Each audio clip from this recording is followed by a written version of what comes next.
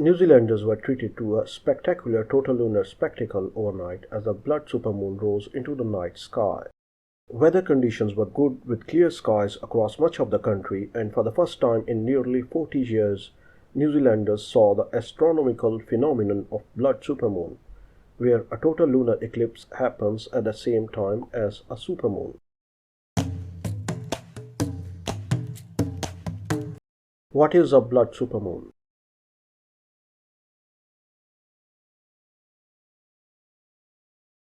At least twice a year, the moon passes through the shadow cast by the Earth, causing it to look extremely unusual for the short period of time. From the Earth, the moon would appear to be darkened and turn into deep red before eventually turning to normalcy. This is called a lunar eclipse. If we look at what happens from space during the lunar eclipse, first, the moon passes through what is called penumbra, where the sunlight is only partially obscured. This results in only slight darkening of the moon. As the moon continues on its path, however, it enters what's called the umbra, where all direct light from the sun is blocked. But if the sun is blocked, why does the moon turn red?